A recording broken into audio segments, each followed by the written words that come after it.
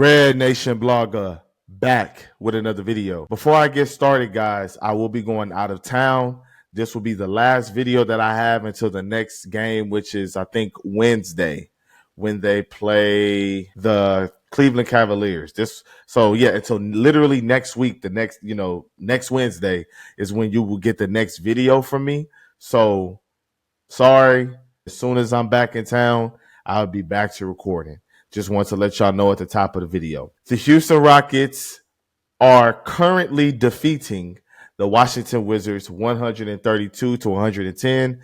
They put the garbage time lineups out there. I thought maybe let me just cut the game off right now and just get to recording because I got a lot to do tonight. This game started off with Kevin Durant hot. I think he had 16 in the first quarter. Very efficient, did a really good job of setting the tone for the Houston Rockets as the game went along, especially in that first quarter. Kevin Durant is finally, it seems to be out of that shooting slump, 7 of 16 from the floor, 2 of 5 from three, only a 59 true shooting percentage on 31 minutes. He really should have played by 29, but for some reason, Ime Udoka brought him back in the game late in the midst of a blowout, whatever, you know what I'm saying? But KD had a great night tonight. This guy is just getting fouled a ton, and a lot of it does not get called.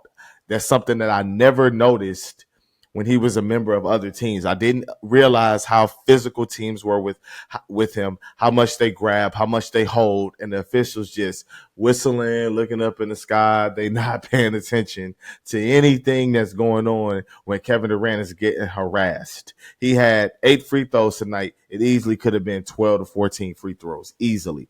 So I don't want people to think just because he shot the most free throws on a team that somehow he got the proper amount of foul calls. No, he should have gotten more. Amen Thompson, 18 points, 1 rebound, 8 assists, plus 17, 8 of 11 from the floor, 76 true shooting percentage. I really can't take a lot away from this game against the Washington Wizards. This is a team that has won one game all season.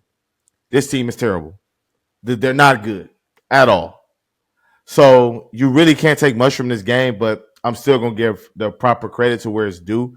Amen Thompson is still, once again, he's learning on the job. Some games are going to be easier than the others. Some games you're going to make less mistakes. Some games it is what it is. Every single game is a new opportunity to learn something new.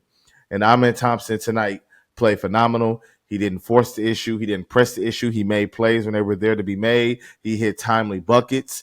Amen Thompson did his thing. I will say one thing that did frustrate me tonight was the third quarter sleepwalking that the Houston Rockets did. Going into halftime, the score was 81 to 54, Houston. And the Wizards in the third quarter alone scored 33 points. Houston scored 22 points in the third quarter. And the game got as low as like 13 points in the fourth quarter later on in this game, which is kind of crazy that it even did that. And it even got to that point. But it was one of those runs that Washington made where you never really felt like it was in danger. If anything, you were just frustrated as a fan that they wasn't going to be able to stat pad the net rating, that they weren't going to be able to stat pad the defensive rating. But I always have this opinion that the other guys get paid too. The other guys have pride too. They're going to do something. And the Rockets are human. After putting their foot in the other team's ass for the first 24 minutes of the game, they're going to come out maybe a little lackadaisical in the third quarter and not pay attention to as much detail, not rebound as hard, not have the proper intensity, not have the right execution. They're human beings. That's what they do. You're never going to be perfect all the time. It's that simple. So I'm not really mad at it. The game, even in that third quarter, in that third frame, when Washington was making the run, Alperen Sengun went to the bench. Josh Okogie went to the bench, and it probably was Kevin Durant or Amen Thompson, but I believe it was Kevin Durant that went to the bench. And in those minutes that Reed and Tari got when they subbed in, the game kind of flipped. Jabari had a really good stop the bleeding bucket where he got into the painted area, hit a little pull-up jumper. That did a good job of alleviating pressure. And then the Reed show happened. I mean, it was Reed's fourth straight game with 10-plus points.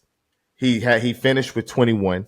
It was Reed's fourth straight game with finishing with an 80% true shooting percentage. His fourth straight game. I mean, his shots are not even hitting the rim now. They're not even hitting the rim anymore. I'm mad at him when he's turning down shots. He finished this game tonight 5 of 8 from 3. 5 of 8 from 3. 92 true shooting percentage. 21 points, 3 rebounds, 3 assists, 3 stocks. Had a really big block on Bub Carrington in the fourth quarter where he just blocked it and it went out of bounds. Sheppard is showing you that he's a two-way player. He's capable of being a two-way player. This notion that this guy doesn't play defense because of a few bad stretches versus Oklahoma City or whoever other team has a really good guard that can take advantage of Sheppard here and there, like, we got to stop being so hypercritical of this guy. We got to allow him to, again, make mistakes, develop, get better. We have to. Fourth quarter, the Rockets turning around though. They do what's necessary. They start. They shake out. They shake out of that third quarter slump that they had, where they allow Washington to get back into it. They shake out of that. Jabari Smith Jr. finished with 15 points, 8 rebounds, 3 assists, 2 stocks, 6 of 13 from field. Got a technical foul. He was clearly fouled on the play. Yelled at the ref, cursed the ref out. Ref hit him with a tech. I'm of the impression that if you are fouled and you get a text to send a message to the ref, your coach reviews it. It shows that the ref missed that call. You should get that tech rescinded. That's just my opinion. You should get that tech rescinded because clearly the ref missed a call and your outburst, emotional outburst, or cursing him out was warranted. Simple. I know the NBA will never do it, but I think that that's what should happen. Josh Okogie. The hustle that this man continues to display, 7 points, 5 rebounds, 1 assist, 1 steal. The hustle that this guy continues to put in and night out on the glass, on defense, not fouling, being an extra ball handler when the Rockets need a ball handler, finishing at the rim when the Rockets need somebody to finish at the rim, hitting a 3 when the Rockets need him to hit a 3. This guy is the ultimate glue to this team. He probably will never be seen as a glue guy for this team. It'll probably be somebody higher in the proverbial pecking order. But to me, Josh Okogie is the glue guy for this team. He does everything. For him to be a veteran minimum signing and to now be starting and to be having the impact that he had, where he was a plus 16 tonight. I think he had the 3rd highest plus minus on the team. For him to be doing that, and he's only taken 8 shots. Like, he's not even shooting that many times. He's just a defense and a hustle guy and just does all these intangible things that don't show up on the stat sheet. That's big time for the Houston Rockets. Like, you can always use a guy like Josh Okogie on your team. He's one of those players where you love when they're on your team and you hate when they're not on your team. There was a sequence, I think, to close out the first half. There was a sequence where Ime had kind of made a sub where he went small. I think it was Jae'Sean Tate, Tari Eason, Amen Thompson, Josh Okogie, and Jabari Smith Jr. I don't know who the guard was for the Wizards. He's dribbling the ball to the court. At the top, you see Amen Thompson and Josh Okogie waiting for you. That's nothing that any team wants to see. No opposing team guard wants to be dribbling the ball up the court while the clock is going down and see those two faces. You don't want to see that. You don't want that smoke. But seeing that was just funny because of how easily they just shut it down. Like, they didn't even allow an action or anything fluky to even take place. But gotta love Josh Okogie, man. Let's get to the best part of the show. My favorite part of the show, the good. I'm going to give the whole Houston Rockets team, probably with the exception maybe of one player, put everybody that played like real rotational minutes tonight in the good. The Rockets as a team shot 53% from the field, shot 50% from 3. 69.6% from the free throw line. I'll round up to 70. They got to be better. 10 turnovers versus the Wizards. A lot of that I just chalk up to being lackadaisical. 32 assists. Love that. 20 offensive rebounds. They out-rebounded the Wizards by 15 tonight. On the offensive glass, plus 7. 56 points in the paint for Houston. Total dominant win by the Houston Rockets tonight. But also, 2 players I want to highlight in the good, aside from the Rockets team. Tari Eason, 20 points, 6 rebounds, 7 of 12 from the field, 4 of 6 from 3. The shooting is looking real, guys. 77% true shooting percentage. The shooting is looking real. Tari Eason has become a sniper. He has become a guy that you have to account for. He's steadily rising on the other team's scouting report, and that's only going to make things easier for Amen. That's only going to make things easier for Kevin Durant. That's only going to make things easier for Sengun.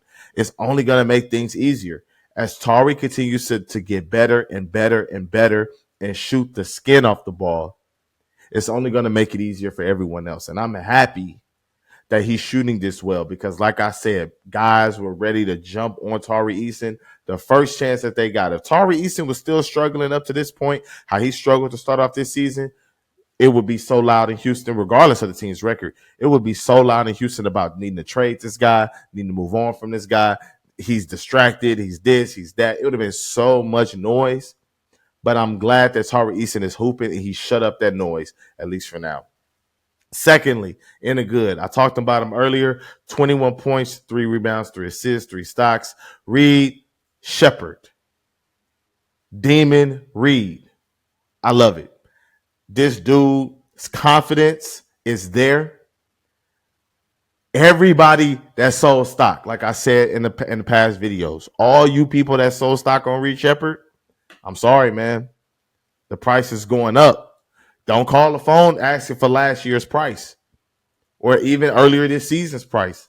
It's not there no more. The price is going up. I see why the Rockets were high on this guy. I don't know if I said this, but out of everybody that the Rockets drafted that was supposed to be this like elite shooter, he's one. His shots are not even touching rim, guys. And when he gets the ball and he shoots, it's almost like, oh, that's going in. You're surprised if he misses. That's how good he's shooting the ball. And this is not just a guy that's like a three-point shooting merchant and can't beat you from anything else. He has a mid-range game. And as he continues to develop, there will be a float game in there. And there will be him able to get downhill. His gravity is so much, he'll be able to throw lobs. It's going to continue opening up for him. Reed was great tonight. That closes out the good. The bad. Now, listen, man. He wasn't as bad as the box score would indicate. But in a blowout win, out of all the starters, he was a +1. Alperen Sengun, 16 points, 13 rebounds, 6 assists, 6 of 13 from the floor, 2 of 3 from 3. I like that. Really like that a lot. 2 of 4 from the free throw line. Just 2 bad misses. A blank trip that he had at the free throw line. 54 true shooting percentage. Nah, man. I just need the efficiency to rise. I really need it to be 10 of 13, 11 of 13. Like I need that for me as a fan. Like I'm tired of seeing the 6 of 13s from the field, man. And a lot of his misses are because tap, miss, tap, miss, tap, miss. He gets 3 missed shots on one possession. So then you look at the box score, you say, oh, he got 5 offensive rebounds. He got 3 of those in one possession in the first quarter, and it messed up his efficiency. I mean, again, I watched the game, so I know he's more efficient, but I want to see it on the box score consistently. And until we see that, and I'm not saying nobody that watches my channel says this, but national media wise, NBA community wise, stop comparing him to Jokic. Jokic is way too efficient. He's on another level when it comes to efficiency. Sengun's not there yet. He's not there yet. Downright ugly. The Washington Wizards as a team.